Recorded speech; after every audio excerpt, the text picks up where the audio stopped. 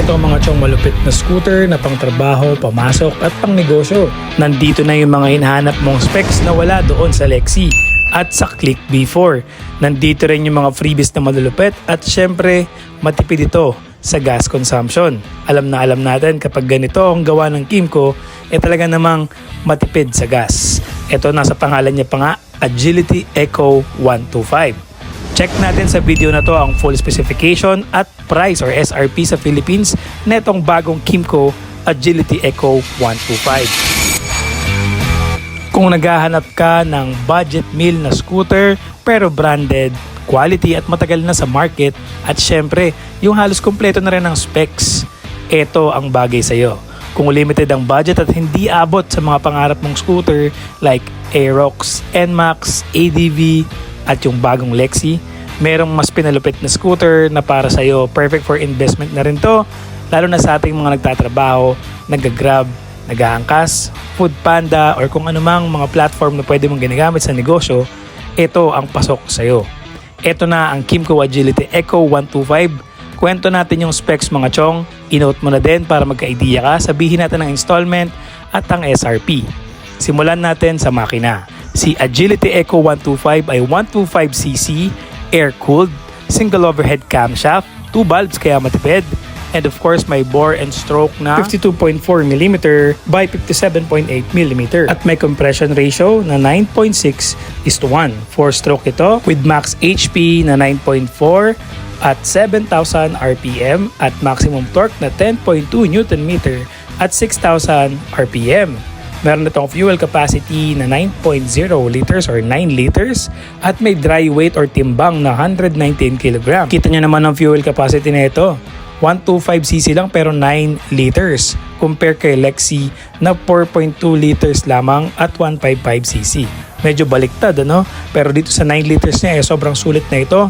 Isang kargahan mo lang ay dire-diretso na ang biyahe mo dito kay Agility Eco 125. Medyo may kabigatan lang siya ng konti compare kay Lexi na 116 kg at sa kanya namang timbang ay 119 kg. Siguro dahil ito sa kanyang magandang specification pagdating sa braking system. Tumungo muna tayo dun sa kanyang dimension. Basic dimension niya, 760mm ang seat height at may ground clearance na 120mm. Perfect ito sa mga Filipino height or friendly sa mga Filipino height. 120mm ang ground clearance, pasok ito sa 5.3 pataas. Ngayon, tumungo tayo sa tire size o size ng ating mga gulong dito sa Agility Eco 125. Front tire specification, 90 by 90 by 12 at sa likuran naman or rear tire size niya is 190 by 10. So mas maliit ang gulong sa likuran, mas malaki naman ang gulong sa harapan. Fuel injected na rin pala itong si Agility Eco 125. At ang malupit pa nun, meron itong USB charging socket na Type C and Type A, di ba? Sobrang panalo. At ang malupit, gas consumption, 53 kilometers per liter. Yun po ang average gas consumption nitong Agility Eco 125. Sobrang tipid, 53 kilometers per liter. Sa braking power naman tayo mga chong, eto na yung pinakamalupit dito at nagustuhan ko din naman. Dito sa Agility Eco 125 na talaga namang panalong specs para sa akin ay yung kanyang braking power. Dahil loaded ito ng hydraulic disc brake sa harapan at sa likuran. Tama po ang narinig nyo, ito pong Agility Eco 125cc ng Kymco ay loaded ng dual disc brake or hydraulic dual disc brake sa harapan at sa likuran. Panalo, di ba? Disc brake sa likod at disc brake sa harapan. Talaga namang pagdating sa safety, braking power, ay aasahan mo itong Agility Eco 125. Ito pa ang isang malupit. Naka-LCD display na rin ito sa kanyang panel at LED headlight na din. Integrated ang mga signal light nito pati sa likuran. So talaga namang napakalupit. Meron ka ng LED na ilaw, naka-hydraulic dual disc brake ka na sa likuran at harapan, eco gas fuel consumption or 53 kilometers per liter na sobrang tipid talaga. Fuel capacity na 9 liters, grabe pang long ride. At ito pa yung isang panalo niya, meron itong free or built-in na top box bracket with top box, 'di ba? So imagine niyo yun, meron ka ng libreng top box. Yung ibang motor, yung ibang mga brand, meron na silang built-in na bracket. So merong lagayan na ng box.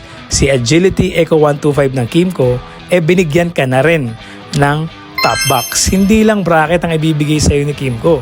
Sinama niya na yung box para wala ka nang bibilin, sasakyan mo na lang, ipaparehistro at i-enroll sa mga delivery platform tulad ng mga ginagamit natin pang negosyo. Siyempre yung pinaka-marketing wins na itong Kimco Agility 125 o yung pinaka-panalo na specs para sa kanya is yung napakalawak na gulay board or footboard.